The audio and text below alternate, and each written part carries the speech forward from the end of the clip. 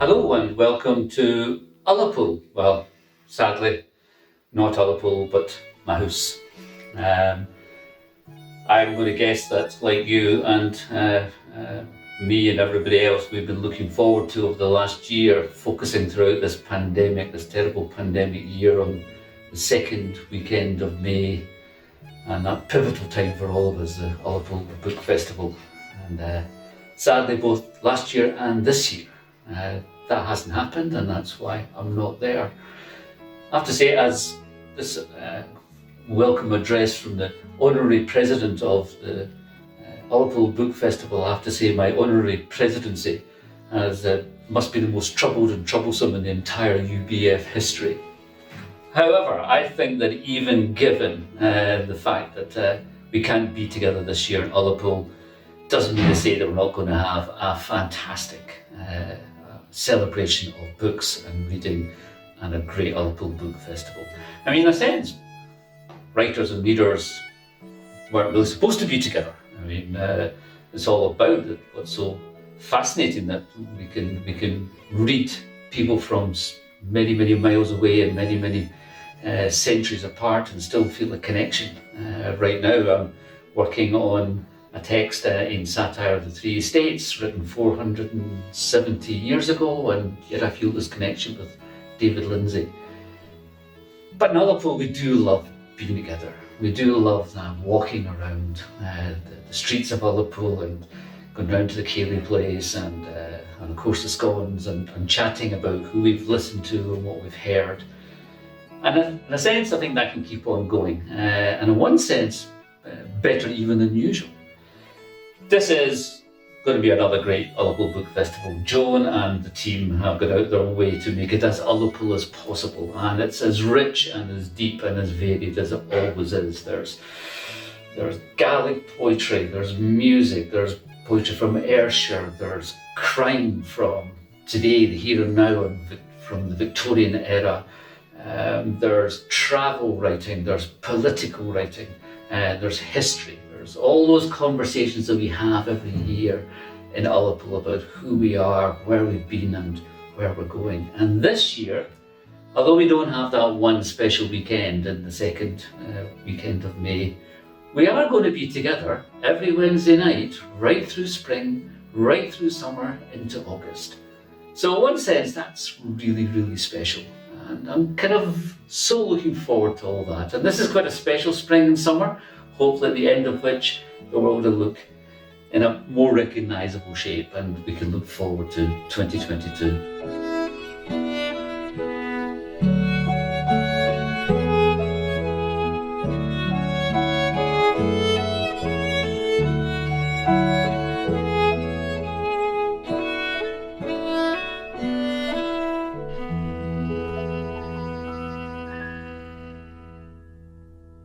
Hello and welcome to this event coming to you from the Ullapool Book Festival 2021. This is a really special event. My name is James Robertson and I'm delighted to be interviewing Chris Dolan. Chris is a multitasking writer. He's a short story writer, he's a novelist, he's written 5 novels, he's a biographer of the Motherwell-born journalist and anarchist Ethel MacDonald, whose story we will probably be referring to later on in this session. And he's also written a book for younger writers about John Lennon. He's also a highly regarded playwright and screenwriter for film and television. And he is currently the honorary president of the Ullapool Book Festival, which is the highest literary honour that any writer in Scotland can aspire to. And I know that because I've done it myself. And today we're going to be talking about Chris's latest book, Everything Passes, Everything Remains, Freewheeling Through Spain, Song and Memory, which was published last year by the excellent publisher Saraband. And the title itself tells you something about the wide-ranging free spirit, which is Chris Dolan. The book is part autobiography, part travelogue, part reflective essay on all kinds of things. But I'm not going to say any more about it just now, because I think that the best way to introduce this book is to show you a wee film that Chris put together that really gives you the mood and some of the stories that are going on within the book. So let's just pause for a minute and watch that video. Todo pasa y todo queda, pero lo nuestro es pasar, pasar haciendo camino, camino sobre la mar. Everything passes, nothing dies. For us, the things to keep on going. We find the route by our own devise, weaving our way o'er land and ocean. Nunca perseguí la gloria, ni dejar en la memoria de los hombres mi canción. Yo amo los mundos sutiles, ingrávidos y gentiles, como pompas de jabón. Me gusta verlos pintarse de sol y grana y volar bajo el cielo azul temblar súbitamente y quebrarse. Nunca perseguí la gloria. Caminante, son tus huellas el camino y nada más. Caminante, no hay camino. Se hace camino al andar se hace camino, y al volver la vista atrás se ve la senda que nunca se ha de volver a pisar. Caminante, no hay camino, sino estelas en la mar. Which way, pal? Wherever your footprints lead. Friend, your footsteps are the road, the only road there is. We find our way by walking it. The way you go is the way ahead. And behind you, the road you'll never walk again. Which way, you say? Nothing but the wake of the water behind you. Hace algún tiempo en ese lugar donde los bosques se visten de espinos, se oyó la voz de un poeta gritar: caminante, no hay camino, se hace camino al andar, se hace camino al andar. Golpe a golpe, verso a verso, golpe a golpe, verso a verso. Se fue el poeta lejos del hogar, le cubre el polvo de un país vecino. Al alejarse le oyeron gritar: caminante, no hay camino, se hace camino al andar, se hace camino al andar. Heel for heel, toe for toe, we make our way by how we go. Step by step, word for word, one by one we make our road. Golpe a golpe, verso a verso, golpe a golpe, verso a verso, golpe a golpe, verso a verso.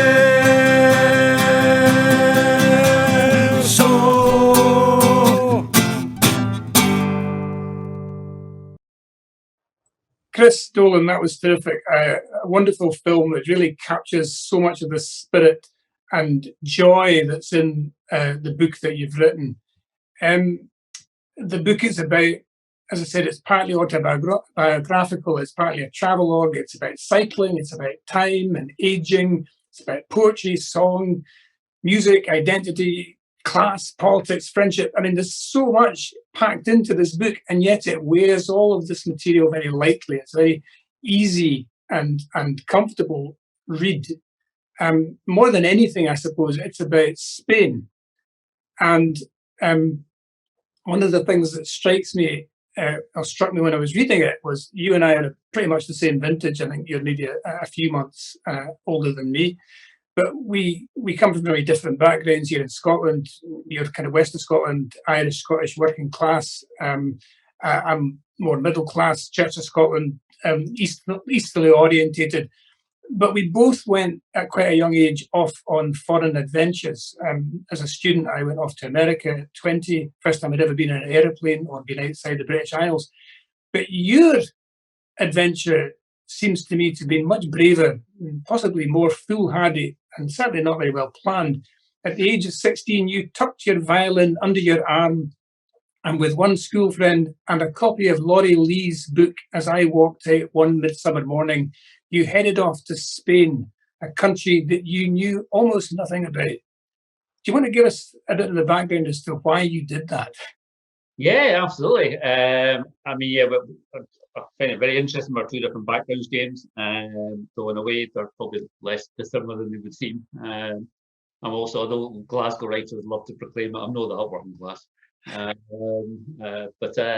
Yeah, the thing about Spain was basically I was a good for nothing at school, and so was my pal Brendan. We were both kind of younger in our families. I'm the youngest, Brendan's about halfway down. Of very successful older siblings, and we knew that our higher results were going to come out and that they were appalling, and that we ought to maybe just get out of the way of parents. And it so happened that Brendan's brother, a guy called Brian, who features a lot in the book, who later on becomes the official translator of Seamus Heaney in the Spanish language, and was a very good friend of Seamus Heaney, and actually introduced me at one point to Heaney. Brian was a young teacher at that point who had just set up house in Galicia, which is the northern Celtic part of Spain. I knew nothing about that until I got there. And that's where we chose to kind of run away and get away from family and the inevitable telling off for doing badly in our hires. Now, what I can't remember, and I'm very plain in the book, is, I've got a terrible memory. So for a man to write about memoir, I'm the worst man to do it, because I really can't remember. And almost every point along the line with Brendan and later with Liam and Eddie, who you saw in the video, and others, we've argued about every event that's in that book. I can't remember whether I had already read Laurie Lee's As I Walked Out One Midsummer Morning and thought, I play fiddle, we're going to Spain, and wow, it's actually the same part of Spain, and therefore I'll do Laurie Lee. Or I realized we're going to Spain and then read Laurie Lee because it was sort of, I don't know which way around it was. I do know that I had loved Cider with Rosie, and I read as I walked out. So it seemed like a good idea. I had nothing else to do. I'd failed my hires. I thought, I'll try and do this. But I mean, I failed miserably. I lasted about 6 weeks after I left Brendan, and had to be rescued by my brother, who's not like a major character in the book. But nevertheless, you know, at the age of 16, it's quite a bold thing to do, to go to a country, presumably you didn't speak any Spanish, you knew very little about the country. It's an enormous country as well. I mean, I was looking up the stats. It's about twice the size of the British Isles. It's the same size as France, but with a considerably smaller population. So, and it's so vast and so different in different parts of it. So you were effectively stepping into not just, I mean, Spain in itself could almost be described as a continent because it's got so many variable bits to it. So it was a big deal. Yeah, I think that's right. And I think at the time also, because at the time when I went, Franco was still alive. Yeah. In Spain, Spain now, which I mean is part to do with post-Franco, but very much to do with Europe, which is a sad point from our point of view. But transformed Spain. So the Spain that I saw in 1974, and I make those comparisons between Gerald Brennan's Spain earlier, and then Laurie Lee's Spain, and my Spain in '74, and the Spain we had in 2019. and how amazing the changes are. The Spain of 1974 was much more like the Spain of 1935 than the Spain we know now. You could say that about Scotland as well, perhaps. I think absolutely, absolutely, yeah. I think the difference between I mean, you know, the last 50 years, things seem to have changed enormously in Western countries. And one of the things that's changed, Jane, so you'd have had the same experience as me, is to go now to Spain or America doesn't seem that, because everybody does it. And also we have mobile phones, and we have you know, YouTube, and we can you know, FaceTime each other and all of that. When I went to Spain, as you must have done in America too, you know, didn't have phones. You had to, you know, I never phoned home. You could do it, but it was a complex thing to try and phone home, and expensive. And it was expensive. And phoning home was almost like you only were going to do that if there was a real emergency. I think the year I spent in America, I phoned home twice. Exactly. Once at Christmas time, and once several months later to say I'm coming home next week. I think I phoned home perhaps twice as well. Once to say, "Come and get me." This hasn't worked. So this book, in a sense, it covers a huge amount of time, because not only does it cover your experience of Spain, because you've been back and forth to Spain many times since that first trip in 1974. So that's, what is that? The best part of 50 years of you going to Spain. But it also, of course, covers a much bigger period, because you are harking back all the time to the Spain of the 1930s, the Spain that Laurie Lee went to, and the Spain that descended into ghastly, horrible civil war in the latter part of that decade. So you're holding an awful lot within the pages between the covers of this book. Just in sense of time, but also in terms of change and events as well. Yeah, and it's in a sense, although there is all that, you know, almost 100 years of history, 90 odd years of history, or whatever. But actually, it's very alive history. I mean, it was when we were there in 2019 that they dug up Franco's body and moved him. The debate about what you do with the victims of the Republican victims who are, you know, just thrown into mass graves and never, you know, acknowledged. What you do with the remains of Garcia Lorca, the poet, all that's still alive. I mean, it's one of those things about civil war that it still is there in Spain. So I mean, even now, a couple of years ago, I do quite a lot of teaching, creative writing teaching in Pamplona. And I've been going backwards and forwards to Pamplona for years. And after each class, we go out with, you know, sort of friends, directors, and people, their drama classes. We go out for a drink. And I've always noticed that in this beautiful little part of Pamplona, there's 2 or 3 bars that we never ever go into. They always look really good to me. And I finally asked somebody, what's wrong with that? It's expensive, but why do we never go into that bar? And my friend just simply said, we never go into that bar.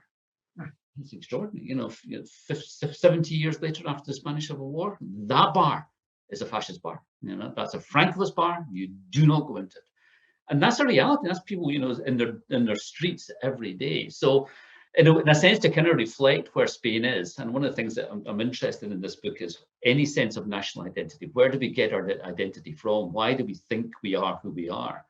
That's an important part of the story. So.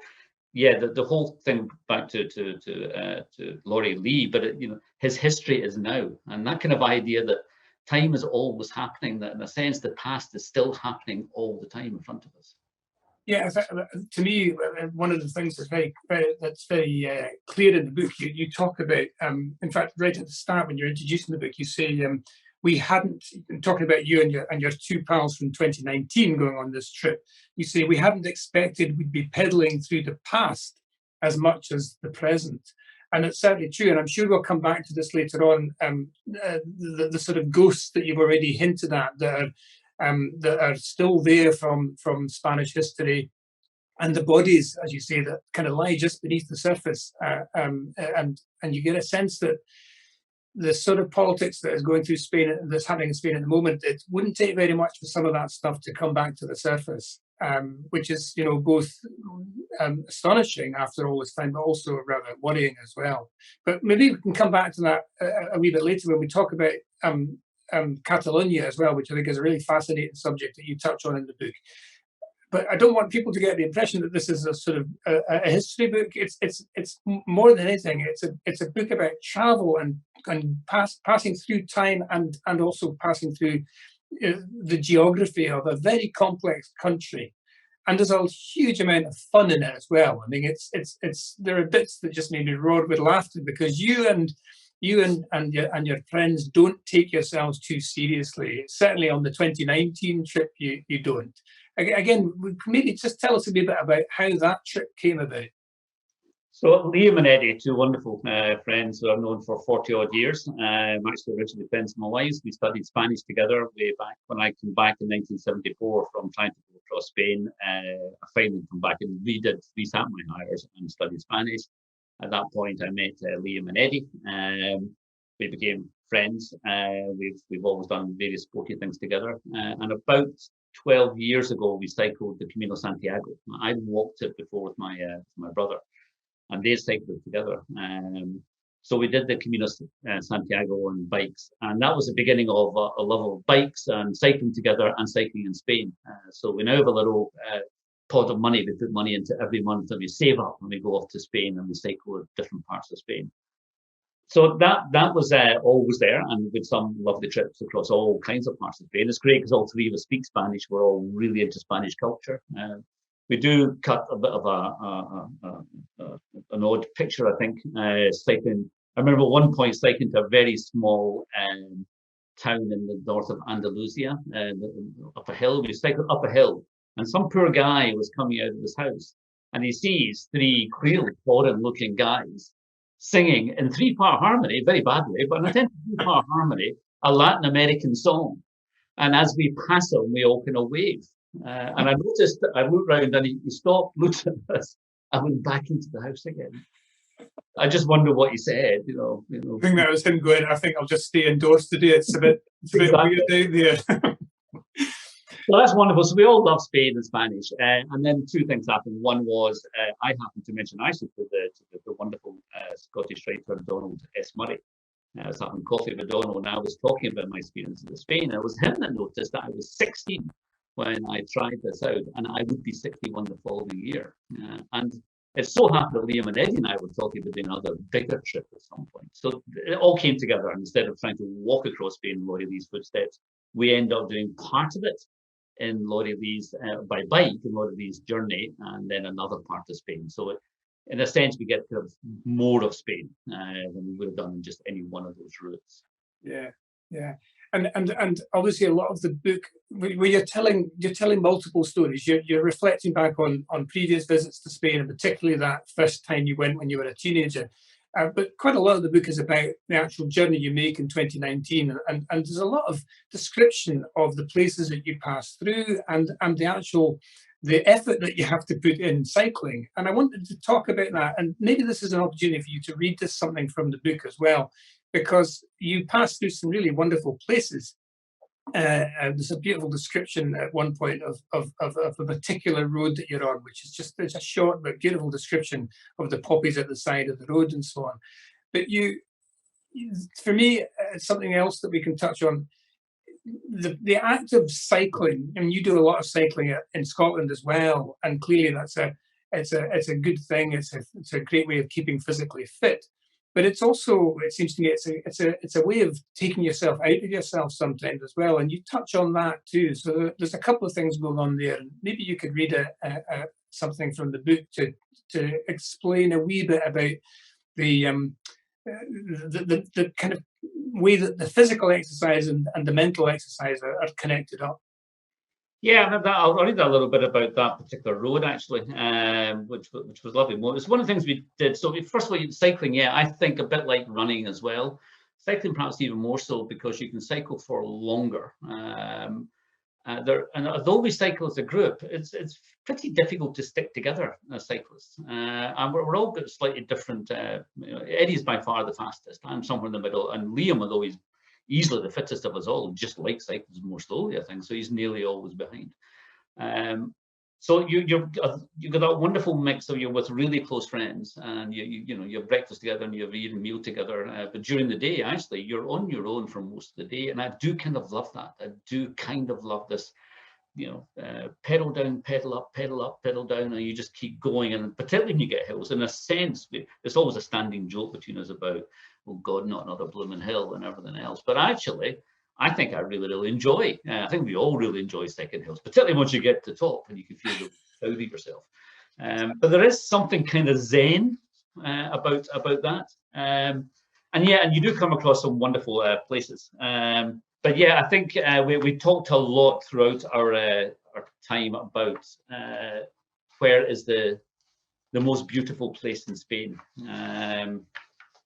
And there's, different cities, Cuenca, as of Valencia, but we found a lot of beautiful places. This is the little piece about the beauty of a road. It's very short, it's one paragraph, and it's in the province of Castile, and towards the kind of western end of it, sort of eastern end of it, east of Madrid. We had seen what looked like a great road from the hilltop. The only worry being that it looked from up there like a dirt track. It turned out to be good, hard-baked earth, bleached by the sun, reflecting the young wheat, the soft grasses and fallow fields. Perfect for our bikes. The poppies had taken a day off, not caring to disrupt the hushed watercolours. They're red, too vibrant for a quiet, sincere path like this. Low and creamy clouds sprinkled across the vast sky, dropping cool raindrops occasionally. From this low position, we could see even further than from atop the hill. The early evening meadows lay like satin bedsheets, still rumpled and humid as if from an afternoon of lovemaking. The hills in the distance fading into the sky. All we could hear was the breeze, the odd raindrop dripping, whispers on the warm road. We had to walk a little away from each other. If you can't shed a tear in the face of such beauty, it's a crying shame. So yeah, part of the journey is about seeing the beauty of what's around you, and there's something lovely about being on a bike, the silence of being on a bike. Yes, and it's obviously a cliche, but you see and feel and experience things on a bike that you just don't feel at all if you're in a vehicle of some kind, a car of some kind. And that reference to the poppies kind of follow you along your route as well, don't they? They're almost like they pop up every so often just to say, we're still here, you're okay, you're doing fine. It's almost like they're kind of like folk lining the route and cheering you on as you go. And also, I do think that now we're X is now 2 years, and it was right now, by the way, we would have been, this is roughly about day 10 or so, no, later than that, but day 15, I think, roughly. So we'd be roughly about that road, actually, at the moment. 2 years ago. And what I will always remember, my first memory will be the poppies, because it happened to be poppy season, May in Spain. Every road was just these wonderful poppies, and they all seemed to it's not just one uniform red. It seemed that different areas, depending on the height or the depth or whatever, the shade, had slightly different colours of poppies. And it was all the way through. These poppies just seemed to be kind of an Ariadne's way of taking us to our destination. It was lovely. There's another wee bit in the book. Your friend Eddie had recently been bereaved. He'd lost his wife, and so for him, again, it was the journey across Spain was sort of loaded with quite recent memories of sadness. But there's a beautiful bit in the book where you write down something that he experienced as well. He's faced with a really steep hill, and he doesn't think, he's sort of beginning to think it's going to be a bit of an effort to get up it, and he kind of almost without noticing it, he goes out of himself, remembering his wife when she's very, very unwell, making an effort to get from her bed to the bathroom, and it's so vivid the way he remembers that. And when he comes out of that memory, he's reached the top of the hill, and it's a beautiful sort of interaction between memory and actual physical effort. I thought it was just lovely, and the book's full of those kind of moments. In a way, I think you're right. I think that moment of Eddie's, and he mentioned it at the time, but only briefly. It was kind of later on when we came back home, he talked about it more, he remembered it more. But I remember him saying, because as ever, Eddie's always out ahead, I'm always next up. And he just mentioned it very briefly. And he also had this mantra, we'd say his wife's name over and over again to get him up hills. We all had our own little mantras of different sorts. Yeah. Yes, exactly. That coming together of the here, the now, what's past, what's gone, what's not really gone that we think is gone. It's exactly that. And that little story of Eddie's did seem to kind of encapsulate exactly what it is I'm trying to say about how we experience life and memory, and how those things don't go away, that we live through the moment with all the past informing that moment and colouring that moment. So that the present is never alone, it is always coloured by the past and dreams of the future. So yeah, that's kind of what I'm trying to do. Yeah, and it comes across really strongly, and the book is kind of it's full of memories, and it's also full of kind of ghosts, if you like. There are a lot of people who are present in the book, but they're not actually there with you. I mean, people who are long dead. I'm thinking, for example, of the anarchist that you've written a biography of, Ethel McDonald from Motherwell. But there are other folk in there like Cervantes and R.B. Cunningham Graham and his wife Gabriella. There's George Orwell's in there. Seamus Heaney's in there, as you mentioned, because of the work that Brian Hughes did as his translator into Spanish. And Brian Hughes himself is there. There are a lot of people who are no longer around who are definitely present in the book. And I wondered if you kind of felt almost as if they were kind of maybe not cycling alongside you, but they were kind of there with you as you were going. It's exactly that, James. That's exactly right. And in the sense that wasn't planned. I ended up writing, so Liam and Eddie and I finished cycling in Valencia. I then go off and write the book in a tiny hilltop village, which I write about at the end of the book in Relieu. And I said, no, I mean, I've been taking a diary as I went along, but I had no real idea of what it is that I was going to do. I knew there was a book there. I should say, and partly I should thank also Andrew Gregg. One of my favourite books of recent years is The Loch of the Green Corrie. And I had that kind of model in my head. There's something about taking a journey, but around that journey, and looking at all kinds of other elements that inform that journey. So I knew I was going to do that. It ended up that I found myself writing kind of pen portraits, a series of the actual people, Liam, Eddie, Brendan, my brother, the people involved in the story, but then also Ethel McDonald, because we'd cycled through the areas of the Spanish Civil War, and that kind of rung all kinds of bells with me. Gabriella Cunningham Graham, Hamish Henderson crops up. So all those things seem to me to be my Spain, weirdly, is a Spain which is as much to do with Cunningham Graham and Hamish Henderson and Andrew Gregg and all kinds of Scottish writers that has to do with Garcia Lorca and Antonio Machado and all of that. So yeah, I was trying to bring all those things together, and I didn't really know at the end of the day whether it would have worked or not. It did seem as if I'm pulling things from all over the place and trying to find some kind of order in it. But yeah, it's kind of the way it formed, and it's kind of the experience I had as I went along. And I think we all do, if we all go for a walk or whatever, we're reminded of people, of places, of poems, of songs. So all those things are in our heads all the time, rather than just the obvious flatness of the reality around about us. It's always much bigger and much deeper, perhaps particularly the older you grow. No question. And as I said at the start, I mean, we're pretty much the same age, and I know when I don't cycle so much, but I go out for runs, and I often go out for runs when I need to get away from the desk, and I think I'm going to go off for a run and think. But actually, that's not what happens. You actually go off and you end up running, and it's almost like your brain empties. But somehow when you come back, it's kind of things have resorted themselves, and things that maybe were confused that didn't make sense. And I got a very strong sense from the book, which is such a mixed and matched of things, but it really does work as a book as a whole. There's so much in it, and the journey, the physical journey, is only a small part of it. The other thing that struck me is that you're all the way through the book, you're having conversations with people that you meet in towns and villages and so on, folk that you have drinks with, meals with.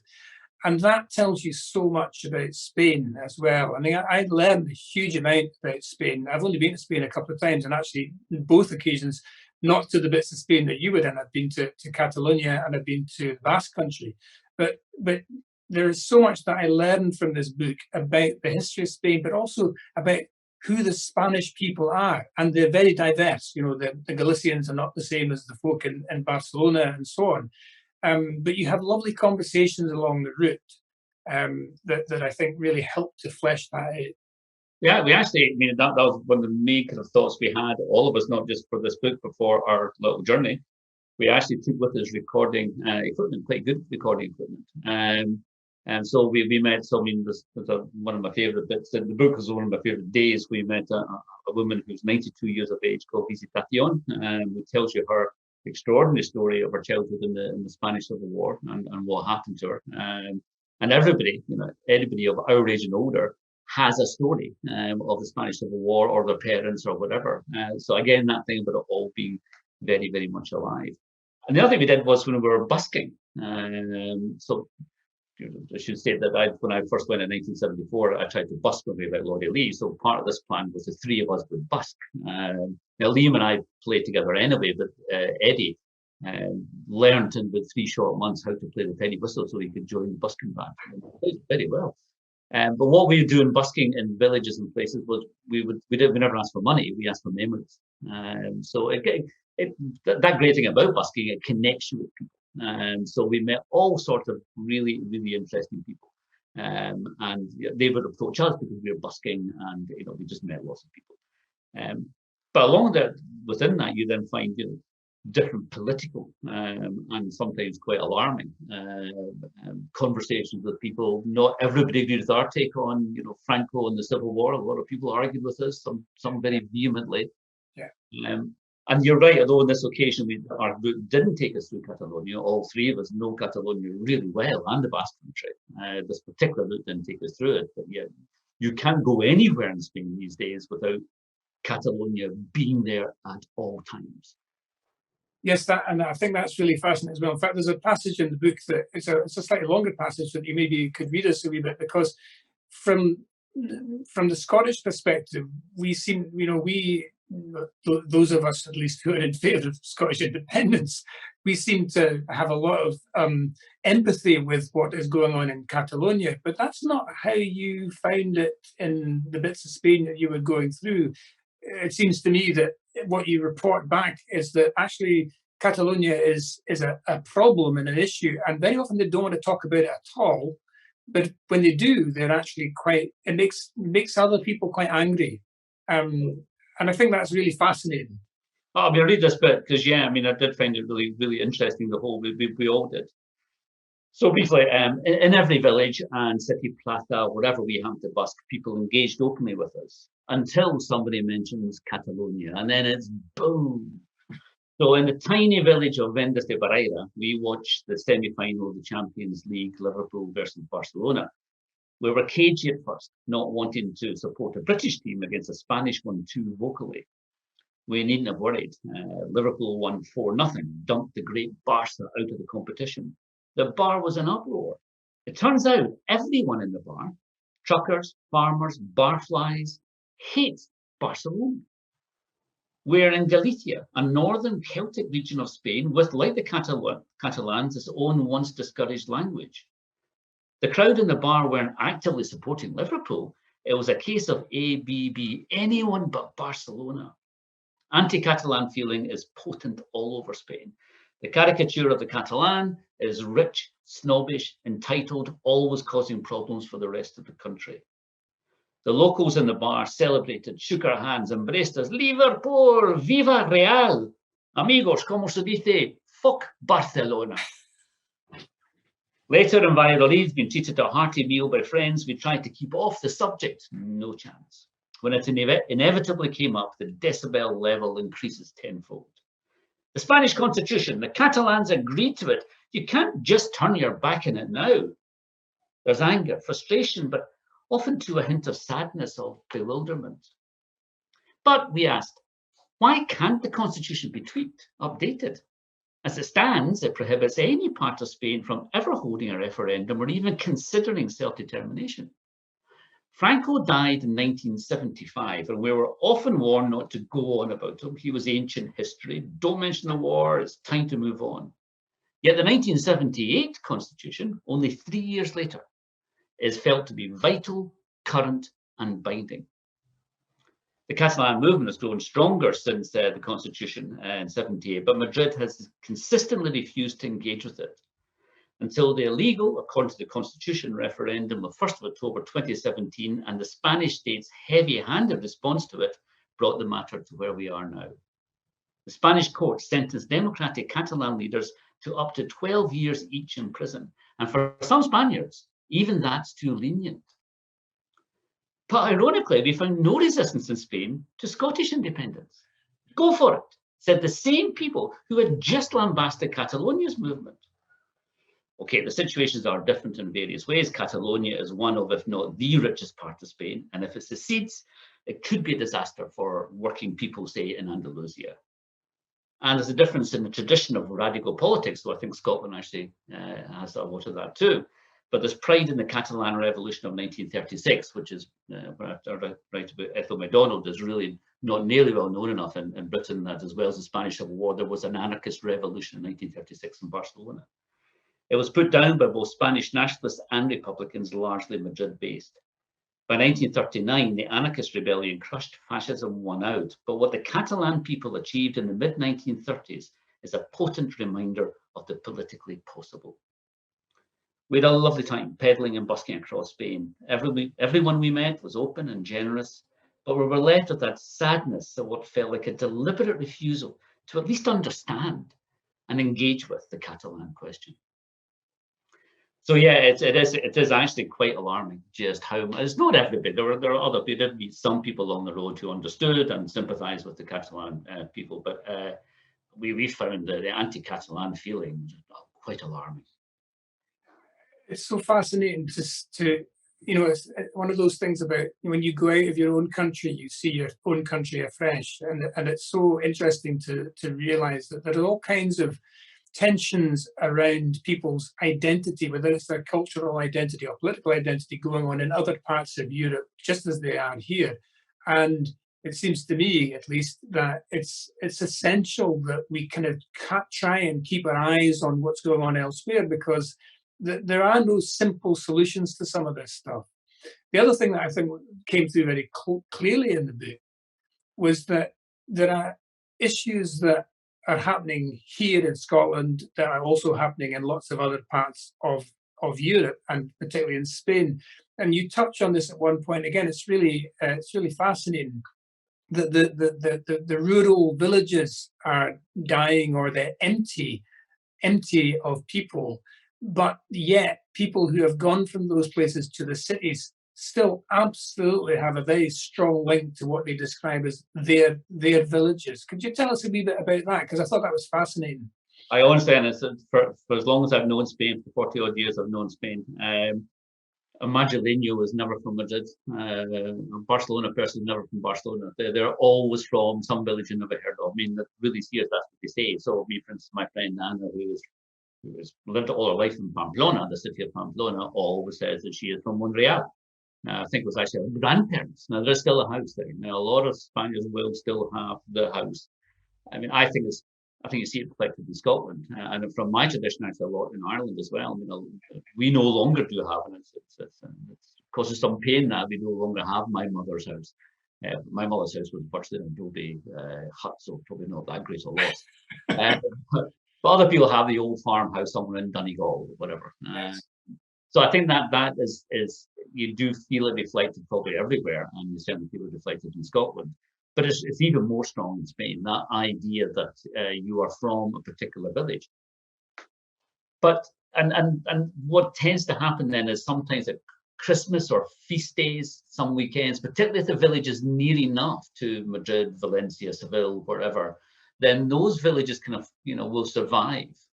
But as you said at the beginning, James, Spain is massive, and there are beautiful villages in Castile and Extremadura, which are really, 10 scores of miles from anywhere, incredibly beautiful places.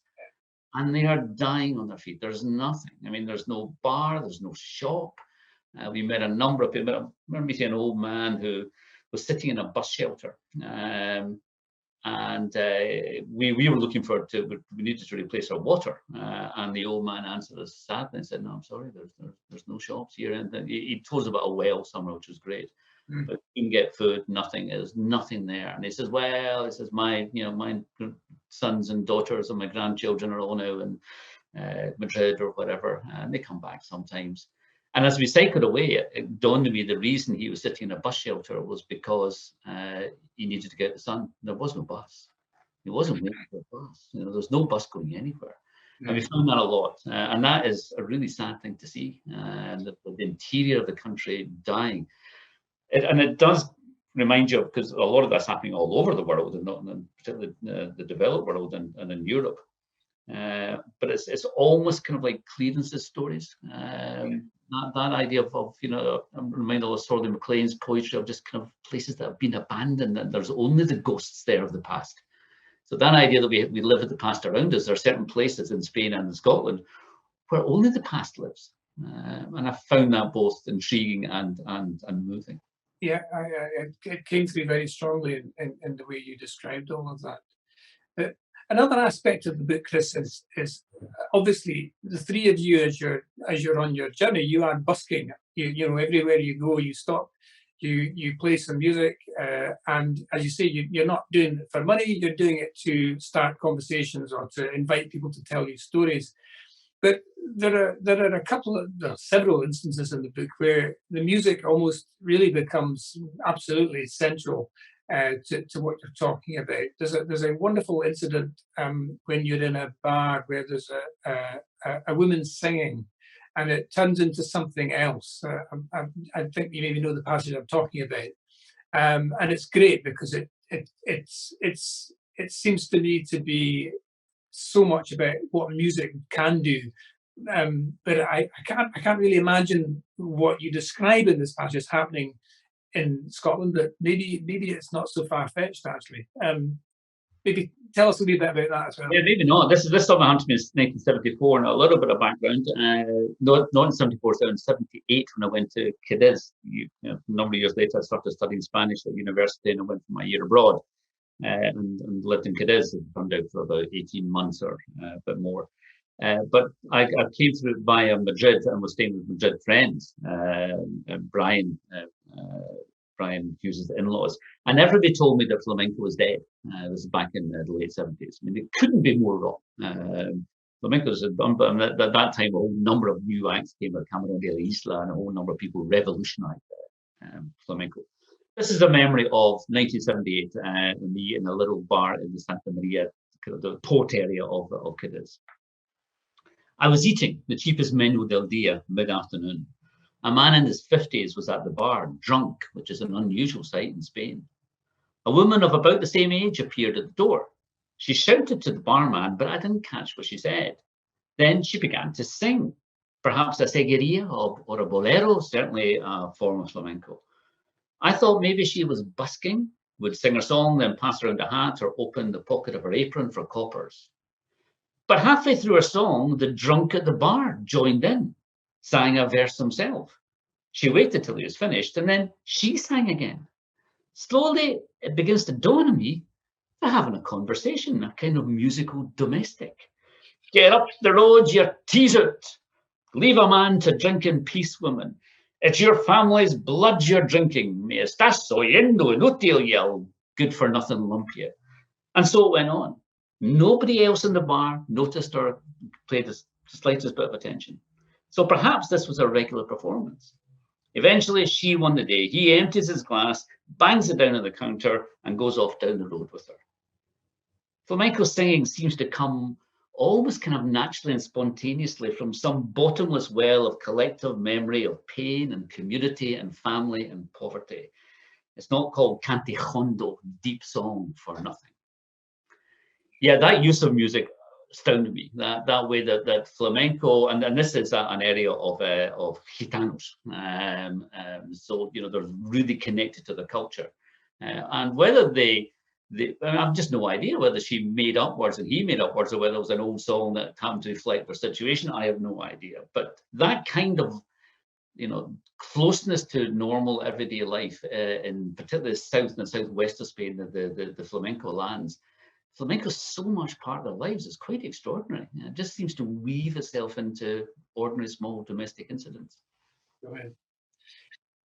And again, it kind of reminds me a wee bit of I don't know, maybe going back a wee bit in time in Scotland, into the 60s, 70s, where when the folk scene was so burgeoning, and the pubs were full of folks singing songs, playing music, but quite a lot of that was driven by the traveling community. And so you can imagine maybe, that sort of that somebody coming and saying, "Come on, it's time to get home again," and but doing it through music or storytelling or whatever.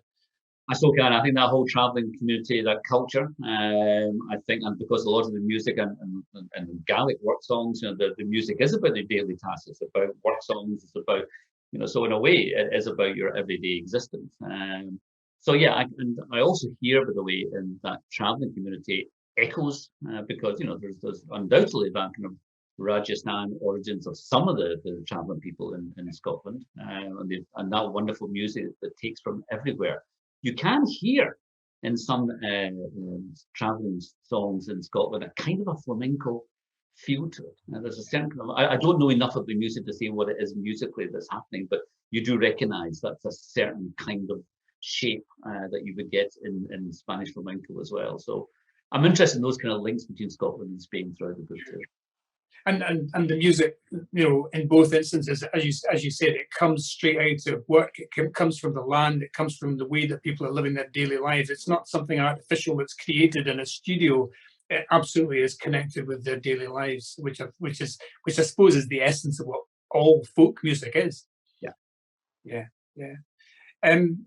We've talked about so many different things, but I wondered if you could say something about when you've been going back and forth to Spain for 50 years, when you came back from your last trip in 2019, this fairly marathon bicycle trip, obviously you haven't been able to get back there since. And I just wondered how you feel, not just about that, the fact that you haven't been able to go back to Spain since then because of the pandemic, but also thinking back a couple of years now, what did that trip do for you in yourself? I mean, did it make you reflect upon your own life? Did it make you feel differently about yourself or about things that had happened to you? I think it did, yeah. I mean, part of the book which is something I actually was discovering as I wrote the book myself, is what I couldn't understand, what I couldn't remember, what I never really thought about, James, was why did I come back when I was 16? Why did I not keep going? And I couldn't remember. I mean, I always thought that I'd never mentioned this story very often. I told my kids this, and they fell about laughing and saying, "We've heard it a zillion times from your dad about 16." Yeah, but I'd never mentioned why I failed, why I came back. And part of the book is actually trying to remember that. And as I cycle along, there's a number of incidents that happen. And weird when you're right back in exactly the same town where you busted as a 16-year-old and now you're 61, and that's got a very strange effect on you. I begin to understand what it was, and it's got something to do with depression or whatever. I had a bad time, but I edited that out. I'm also interested in the book quite often. I edit out all sorts of stuff, which I then have to confront. Going, no, but that's not the way it happened. I now remember it happened this way. Sometimes a joyful memory that I've forgotten, but more often than not, I've edited out the stuff I'd rather not remember. But at the end of it, I think actually confronting all that, coming to some kind of realization that was one of the reasons why I came back, actually helps. It's good to know that's what it was and to own up to it. But I say one of the biggest things in the end of it was, there's a line that I got in it, which is Scotland and Spain helped me love Scotland. And I think that's the biggest thing in a sense. I mean, we mentioned the independence question a minute ago. Up until about 2012, I was very much against the whole idea of Scottish independence. And I remember having great pride in saying, I'm not British, I'm not Scottish, I'm Glaswegian. I think Spain, and I think actually not just in that one trip, but I think actually over the 40 years, Spain allowed me to connect with Scotland, which is something I try to explore to something as much as I can in that book, about why another country allows you to understand your own country. And I think actually more than anything, so by the time 2014 comes along, I'm passionately pro Scottish. But I think, do you think maybe that's partly that you're able to put, whatever one's views are about independence, you're able to put Scotland within a European context. And I think, to me, that has changed an awful lot of people's minds about the possibilities of Scotland being an independent country. I think the idea that it was simply about, we didn't want to be English, or we didn't want to be ruled by the English, that didn't cut it enough. But I think when you put Scotland into that wider European context, and I think this is why for so many of us Brexit hurts so much. So I can totally understand why your long engagement with another country makes you understand and like your own country better and see a whole load of possibilities within it. It kind of takes the sting out of it to some extent too, because you can look at it in other contexts. So, for instance, I mean, one of the things I'm sure is true, virtually everybody I know who's pro independence. One of the things we hate is a kind of an older thing about a kind of an Anglophobia, which, you know, it is absolutely and utterly not that. It is about, you can look at someplace like Spain and say, well, actually, I can see how Catalonia has a different way of doing things to the way that they would be done in the southwest, let alone in Madrid, how Seville would do things, how those cultures could live happily enough together. But, you know, I can see why they want to be independent, and I can see how you can love Catalan culture and also love Castilian culture. Yes.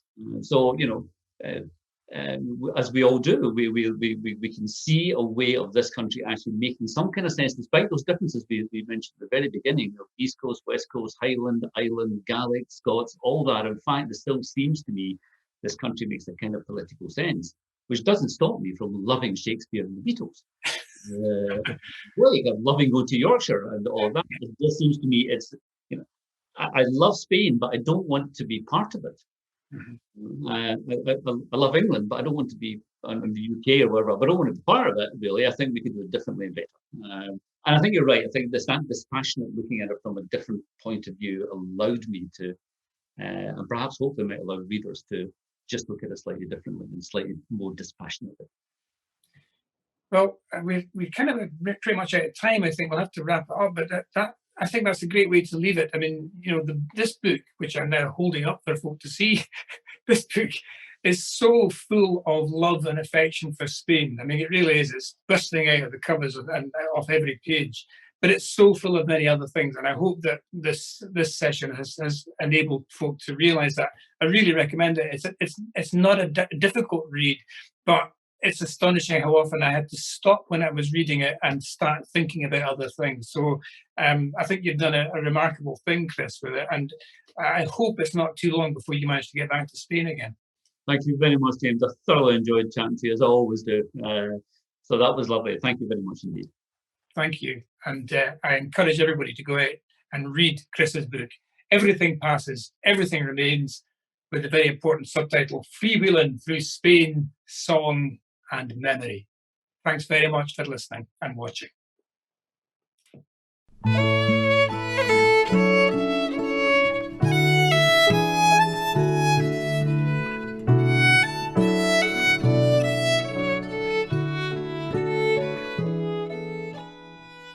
On the edge of the West, beneath the wilds of the Phanis, the Jiri, Bengola, Ullapool, Coorydin Sanctuary, where the skies rise further, where the heather scores the west, Summer Isles, Hebrides.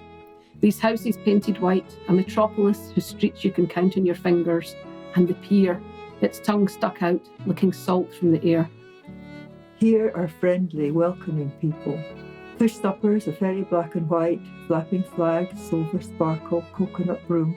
Here, it's the scale of what blows through you as the wind burls the islands, sieving winter's thoughts from our heads.